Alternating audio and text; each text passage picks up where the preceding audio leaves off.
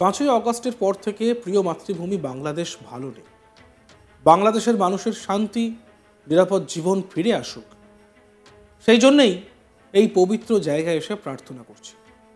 শীঘ্রই শেখ হাসিনা দেশে ফিরবেন। আপনারা জানেন 15 বছর ধরে শেখ হাসিনা যেভাবে দেশের উন্নতি করেছেন তা ইউনূস সরকার আসার পর থেকে স্তব্ধ হয়ে গিয়েছে। আর সেই জন্য আমি বাংলাদেশের এক ক্ষুদ্র রাজনৈতিক কর্মী হিসাবে শেখ হাসিনার জন্য প্রার্থনা করছি। শেখ হাসিনা বাংলাদেশের মানুষের হাল ধরবেন ফিরে এসে। মহাপবিত্র মক্কার কাবাঘরে বিদ্রোহ করছেন এক বাংলাদেশি নাগরিক। তিনি মুসলিম ধর্মের সবচেয়ে পবিত্র জায়গা থেকে হাসিনার জন্য প্রার্থনা করার পাশাপাশি ইউনূস প্রশাসনের বিরুদ্ধে ক্ষোভ উগরে দিয়েছেন। বাংলাদেশের বড়চাপা ইউনিয়ন ছাত্রলীগের সাধারণ সম্পাদক গোলাম সরওয়ার সজীব সম্প্রতি মক্কা থেকে লাইভ করেছেন। আর সেই লাইভে তিনি জানান 5 অগস্টের পর থেকে প্রিয় মাতৃভূমি বাংলাদেশ ভালো নেই। বাংলাদেশের আগের মতন শান্তি শৃঙ্খলা বজায় রাখার জন্য মাননীয় প্রধানমন্ত্রী শেখ হাসিনাকে যেন আবার দেশে ফিরিয়ে আনা হয়। বাংলাদেশের মানুষের শান্তি, নিরাপদ জীবন ফিরে আসুক, আর সেই জন্যই এই পবিত্র জায়গায় এসে প্রার্থনা করছি। শীঘ্রই শেখ হাসিনা দেশে ফিরবেন। আপনারা জানেন 15 বছর ধরে হাসিনা যেভাবে দেশের উন্নতি করেছেন তাই ইউনূস সরকার আসার পর থেকে স্তব্ধ হয়ে গিয়েছে। সেই জন্য আমি বাংলাদেশের এক ক্ষুদ্র রাজনৈতিক কর্মী হিসেবে শেখ হাসিনার জন্য প্রার্থনা করছি। শেখ হাসিনা বাংলাদেশের মানুষের হাল ধরবেন বাংলাদেশে ফিরে এসে। সবাইকে বলবো অস্থির হবেন না। আমরা দেখব সেই ভিডিওটি। বিসমিল্লাহির রহমানির রহিম। প্রিয় দেশবাসী, আসসালামু আলাইকুম। আপনারা সকলেই জানেন যে 5 আগস্টের পর থেকে বাংলাদেশ প্রিয় মাতৃভূমি ভালো নেই। তো আমি বাংলাদেশের একজন ক্ষুদ্র নাগরিক হিসেবে বাংলাদেশে সেই আগের মতো শান্তি শৃঙ্খলা বজায় রাখার জন্য মাননীয় প্রধানমন্ত্রী দেশরত্ন শেখ হাসিনাকে আবার দেশে ফিরিয়ে আনে বাংলাদেশের মানুষের শান্তি, নিরাপদ জীবনযাপন তৈরি করার জন্য আজকে এই পবিত্র জায়গায় এসে জননেত্রী দেশরত্ন শেখ হাসিনার জন্য দোয়া করছি। অতি শীঘ্রই জননেত্রী দেশরত্ন শেখ হাসিনা দেশে ফিরবে, বাংলাদেশ আসবে। আপনারা জানেন যে বিগত 15 বছর বাংলাদেশে যেই অবকাঠামোগত উন্নয়ন এবং মানুষের জীবনযাত্রা মানে যে উন্নয়ন 5 আগস্টের পর থেকে সেই উন্নয়ন ফ্যাসিস্ট ইউনূস নষ্ট করে দিয়েছে। সেই জন্য আমি আজকে এই পবিত্র জায়গায় বাংলাদেশ ছাত্রলীগের একজন ক্ষুদ্র কর্মী হিসেবে জননেত্রী দেশরত্ন শেখ হাসিনার জন্য দোয়াছি এবং এই বাংলাদেশে আবার জননেত্রী দেশরত্ন শেখ হাসিনা এসে এই বাংলাদেশের মানুষের হাল ধরবেন, বাংলাদেশের মানুষের স্বপ্ন পূরণ করবেন। সেই জন্য আমি পবিত্র কাবাঘর থেকে বাংলাদেশ ছাত্রলীগের একজন ক্ষুদ্র কর্মী জননেত্রী শেখ হাসিনার জন্য দোয়া করছি। অতি শীঘ্রই জননেত্রী দেশরত্ন শেখ হাসিনা দেশে ফিরবেন এবং বাংলাদেশের প্রত্যেকটি জনগণ হাসবেন। সবাইকে বলবো অস্থির হয়েও না, প্রস্তুত হও। অতি শীঘ্রই জননেত্রী দেশরত্ন শেখ হাসিনা বাংলাদেশে আসবেন। সবাইকে ধন্যবাদ। জয় বাংলা, জয় বঙ্গবন্ধু। গণ অভ্যুত্থানের পর বাংলাদেশ ছাড়েন শেখ হাসিনা। বাংলাদেশের বর্তমান শাসনভার রয়েছে মোহাম্মদ ইউনূসের নেতৃত্বাধীন অন্তর্বর্তী সরকারের হাতে, কিন্তু দেশকে সঠিকভাবে চালাতে মোহাম্মদ ইউনূস ব্যর্থ, এমনটাই দাবি করা হচ্ছে কোনো মহল থেকে। ঘরে বাইরে চাপ বেড়েছে তার উপরে। কেউ কেউ তো মনে করছেন হয়তো আর বেশি দিন মসনদে থাকতে পারবেন না ইউনূস। কারো কারো অনুমান হয়তো কিছুদিনের মধ্যেই বাংলাদেশে ফিরতে পারেন হাসিনা। আর এসব নানান জল্পনা যখন চলছে ঠিক সেই সময় নয়া আন্দোলন বাংলাদেশে। আর এবার আন্দোলন মোহাম্মদ ইউনূসের অন্তর্বর্তী সরকারের বিরুদ্ধেই। বাংলাদেশের কয়েকটি সংবাদ মাধ্যমের খবর অনুযায়ী আন্দোলনকারীদের অভিযোগ জুলাই আন্দোলনের ফলে বর্তমান অন্তর্বর্তী সরকার ক্ষমতায় এসেছে। আর সেই আন্দোলনে যারা আহত হয়েছিলেন এখন তাদেরই কোনো খোঁজ খবর নিচ্ছেন না ইউনূস এবং তার সরকার। আন্দোলনে নামা ব্যক্তিদের অভিযোগ সঠিক চিকিৎসা পাচ্ছেন না তারা।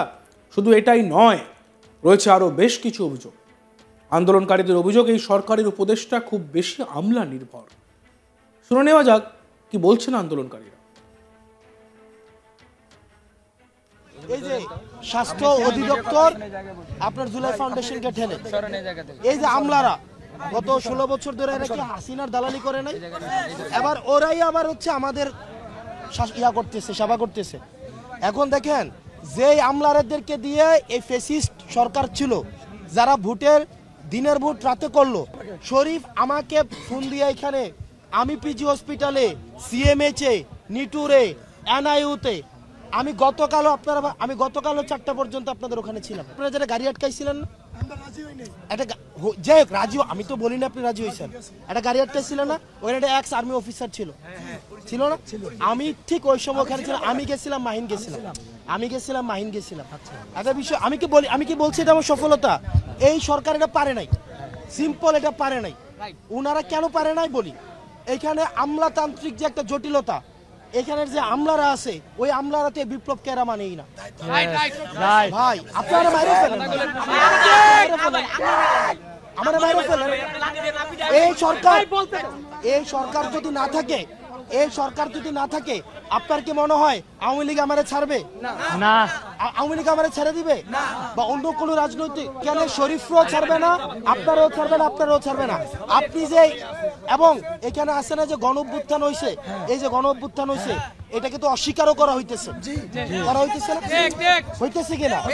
ভাই আমি আপনারে একটা কথা লিখে দেই, আপনি আমারে ভাই, আমি পারলে এটা করতে পারি, কি করতে পারি জানেন? কিছু অস্ত্র কিনে আপনাদের কিছু অস্ত্র দেই, আমি নিজেও কিছু অস্ত্র নেই, অস্ত্র কিনা নিয়ে তারপর হচ্ছে এই যে সচিবগুলারে ধরি, এই ইয়াগুলারে ধরি, এখন টাকা দিবি, আমার এইটাই করার আছে। আমরা চাইছিলাম কি দেশটা সুন্দরভাবে চলুক, এই কারণে তো উপদেষ্টারা এই না সৎ উপদেষ্টারে দিলাম, কারণ সৎ উপদেষ্টারা যে এত আমলা নির্ভর হবে এটা তারা আমরা বুঝি নাই। তারা দেখি হচ্ছে আরো বেশি তারা নিয়মতান্ত্রিক। নিয়ম কি, একটা স্লিপ একবার দিছে, এটা স্বাস্থ্য অধিদপ্তরকে দিছে, এটা আবার আরে ভাই আমি হসপিটালে ভর্তি, আমার আমার আমার জিনিসটা বুঝেন। আপনাদের মধ্যে আপনি কি বলতে পারবেন আপনাদের মধ্যে বিভাজন করা হয় নাই, করা হয় নাই, আপনাদেরকে নিয়ে পলিটিক্স করা হয় নাই? আপনার শোনেন, আপনাদেরকে নিয়ে কি পলিটিক্স চলতেছে আমি বলি। আপনাদেরকে গতকাল যখন ওখানে বসেছিলেন, ইয়ার সামনে প্রথমে নামছেন, আমার সাথে মিটিং করতে আসছে, আইসা বলতেছে ভাই ফাইন আমাদের কয়েকজনকে ইয়া করে দেন, ব্যবস্থা করে দেন, আমরা আন্দোলন থামাইতেছি। এই যে এখানে বসছেন, আজকেও কি একটা পক্ষ বলে নাই যে আমরা আন্দোলন চাই না, ইয়া করি না, আবার আপনারা বলছেন ভাই একটা জিনিস দেখেন, আপনারা একজনকে বলতেছেন দালাল, আরেকটা পক্ষ বলতেছে আপনাদেরকে ভুয়া। আপনাদেরকে কি ভাই নিউজ হয় নাই আপনাদেরকে নিয়ে এনআই হসপিটালে? আপনি আমারে দেখেন হয়েছে কিনা, আপনাদেরকে নিউজ হয় নাই, জন্মদিন সেলিব্রেট করতেছেন, আপনাদেরকে নিয়ে কি কি হচ্ছে আরো নেতিবাচক হয় নাই ভাই? আমার দেখেন হয়েছে কিনা। এবার আমি আপনাদেরকে একটা কথা বলি, এটা কি আপনাদের গ্রহণযোগ্যতা কমায় নাকি বাড়ায়? হ্যাঁ, এই যে মারামারি আজকে দেখেন, আমার একটা জিনিস বুঝেন, এই যে মারামারিটা হয়েছে, মানে এটা কি আপনার কি মনে হয় না এটা হাসাহাসি চলতেছে? আমার ব্যর্থতা তো আমি মাইনা নিছি, আমার ব্যর্থতা না থাকলে কি আজকে এখানে আসে?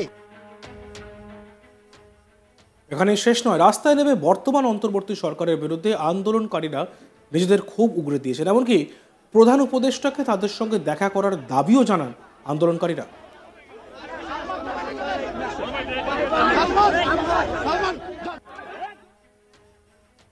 দেখতে থাকুন আজ তাক বাংলা। ভিডিওসগুলি ভালো লাগলে লাইক করবেন, কমেন্টস করবেন, শেয়ার করবেন এবং চ্যানেলটিকে সাবস্ক্রাইব করতে ভুলবেন না।